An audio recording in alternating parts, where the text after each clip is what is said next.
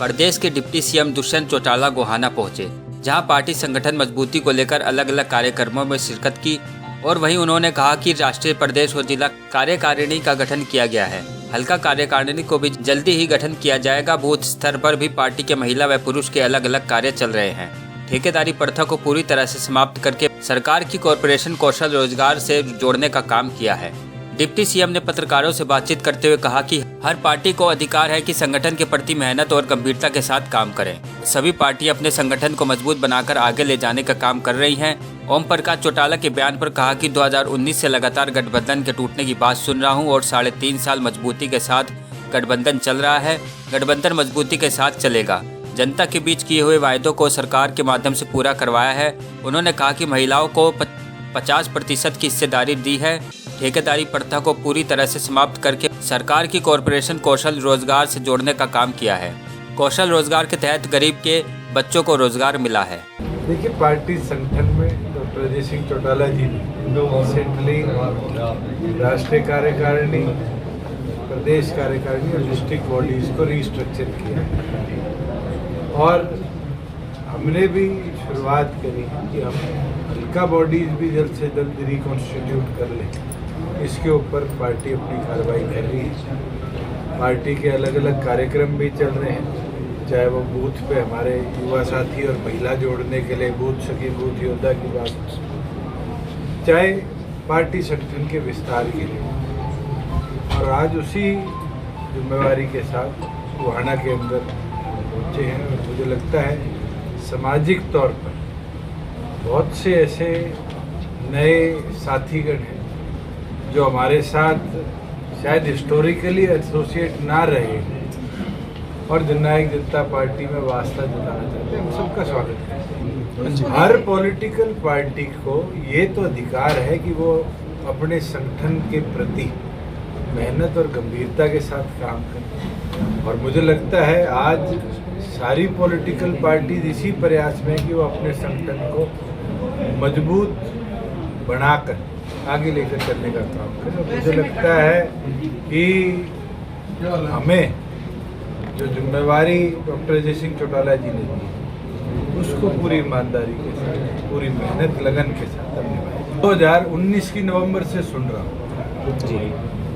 अक्टूबर 27 को ओथ ली थी और नवंबर में ये कहा गया था कि 15 दिन में गठबंधन टूट जाएगा। 3.5 साल मजबूती के साथ दोनों पार्टियों ने गठबंधन चलाया है और आगे भी प्रदेश के गठबंधन इसी मजबूती के साथ चलेगा। और किसी के कहने से कि ये गठबंधन टूट जाएगा, गठबंधन नहीं टूटेगा। जब दोनों पार्टियों में मनभेद हो जाएगा, मतभेद हो जाएगा तो जरूर पार्टियां अपने आप विचार करेंगी। आज के दिन मुझे नहीं लगता कि हमारे पॉलिटिकल तौर पर दोनों पार्टियों में कोई मनभेद है।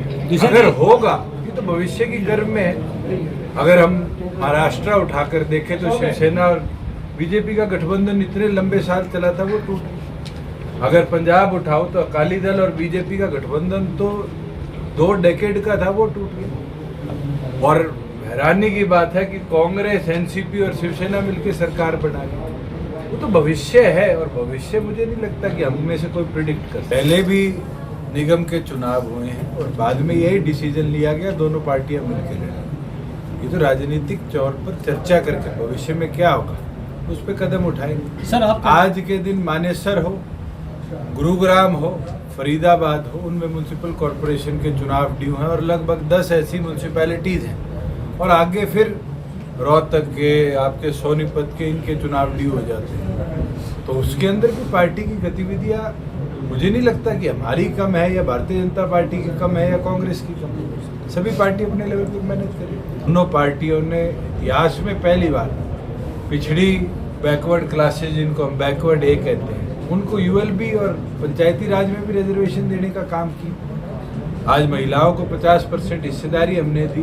बूथ्स के अंदर 30% रिजर्वेशन महिलाओं के लिए हमने लाने का काम किया। HTAT का पेपर हो, पहले तो पूरी रात लोगों को ट्रैवल करना पड़ता था, आज उनके घर के पास स्थान उनको हम देने का काम करते हैं। आज ठेकेदारी प्रथा जिसको बहुत बड़ा चैलेंज मानते थे उसको पूरी तौर पर समाप्त कर सरकार की कॉरपोरेशन से, कौशल रोजगार निगम से हमने लाखों एम्प्लॉयज़ को कॉन्ट्रैक्चुअली आज सरकार की सेवा में लगाया है। और मैं ये मानता हूँ कि उसके अंदर भी जो निर्णय था कि 1,80,000 से नीचे वाले परिवारों को प्राथमिकता के तौर पे जो जॉब्स दिए जाएंगे, इसमें असली फ़ायदा ये हुआ कि गरीब के बच्चे को नौकरी मिली। आज परिवार पहचान पत्र की हमने हेल्प ली और राशन डिपो की अलॉटमेंट, जो एक टीडीएस प्रोसेस था राशन कार्ड बनाने का, उस टीडीएस प्रोसेस को भी इतना सिंप्लीफाई कर दिया। अभी मैं बाहर खड़ा था तो एक औरत आई जो कहती है मेरे पास तो कोई संसाधन नहीं है, फिर भी मेरा कार्ड नहीं पड़ा। अगले 24 घंटे में हम उसकी समस्या को रेक्टिफाई कराएंगे। और पहले तो महीनों महीनों दफ्तरों में घूमती रहती तो भी उसका राशन कार्ड बनने के लिए कोई ओनस नहीं लेता। इतना सिंप्लीफिकेशन करना मुझे लगता है कि एक इतिहास में चैलेंज था और हमने उसको अचीव किया है। और छोड़ो, प्रिक्योरमेंट हुई 62 लाख मेट्रिक टन की। मेरे सरकारी गोदामों में आज 59 lakh metric ton, 59 lakh metric ton पहुंच चुका है। और 58 लाख मेट्रिक टन की पेमेंट में किसान के खाते में पहुंचा चुका हूँ। इससे बड़ी अचीवमेंट क्या होगी? आपके गोहाना में 7 दिन लेट टेंडर हुआ ट्रांसपोर्ट का, मगर ऐसा नहीं हुआ कि गोहाना की मंडी में किसान को रात को अपने अनाज पे सोना पड़ा। जरूर उठान में धीराई हुई, मगर उससे कोई किसान परेशान हुआ? आज मोबाइल में मैसेज आते, किसी के गांव में जाके पूछ लेना जो अनाज बेच के आया कि तेरे इतने अनाज के इतने रुपए खाते में ट्रांसफ़र कर दिए गए। मुझे लगता है मैं सेटिस्फाइड हूँ कि जो फार्मर का भला इतिहास में सोचा जा सकता था आज हमने करके।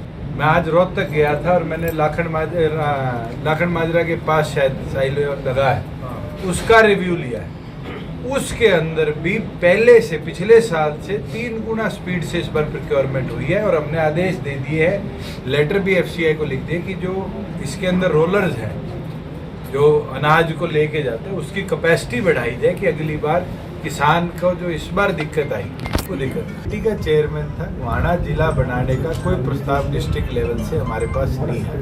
हमारे पास उपमंडलों के आए थे, जिसको पिछली कैबिनेट में 6 उपमंडलों को हमने मंजूरी देने का काम किया। 2 उपमंडल इसलिए कैबिनेट ने डिक्लाइन कर दिए क्योंकि उसकी आबादी हम 2 लाख पर उपमंडल नहीं ले जा पहुँचा पाए, गांव ने विरोध किया। ये मामला 2 बार आया है और आज भी मैं उसी तरफ से आया हूँ। और मैं समझता हूँ कि गोहाना की आबादी अब गांव की या छोटे कस्बे की नहीं, एक शहर की आबादी हो चुकी है।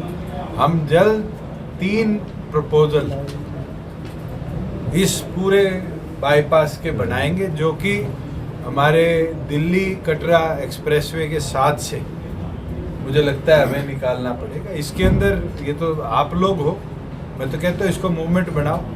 फार्मर के भी लाभ होगा जहाँ उसकी ज़मीन के पास से सड़क निकलेगी। लैंड अवेलेबल हमें जल्द से जल्द करा दो। ई भूमि पे जितनी जल्दी लैंड अवेलेबल होगी सरकार उतनी जल्दी। जंतर मंतर पर पहलवानों की धरने को लेकर दुष्यंत चौटाला बोले और कहा कि जो भी दोषी होगा उसके खिलाफ सख्त से सख्त कार्रवाई होगी, निर्दोष को सजा नहीं होगी।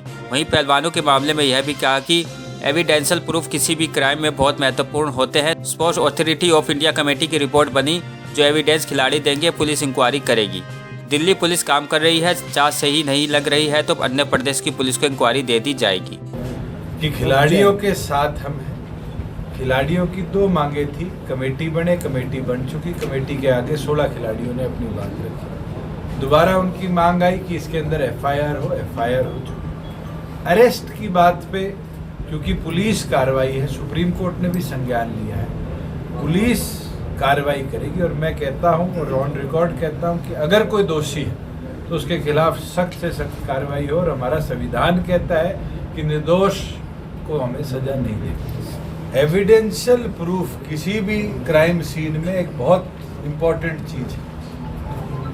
आज मैं जो कमेटी की रिपोर्ट जो बनी स्पोर्ट्स अथॉरिटी ऑफ इंडिया की, उसको आपको ऑन रिकॉर्ड नहीं बता सकता।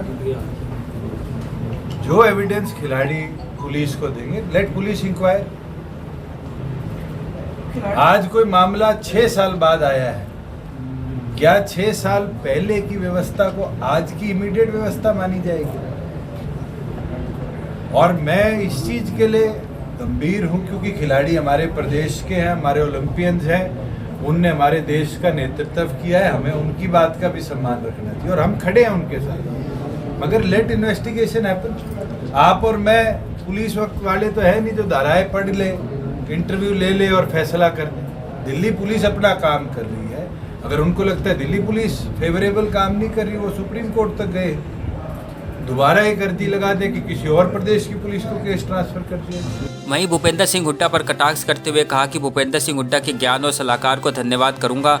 हुड्डा ने प्रेस कॉन्फ्रेंस में उन पर जो आरोप लगाए हैं उसको लेकर कहा कि हुड्डा के वक्त 10 साल में एक्साइज रेवेन्यू की तुलना में 4 गुना ज़्यादा 2,500 करोड़ से 10,000 करोड़ ज़्यादा एक्साइज रेवेन्यू है।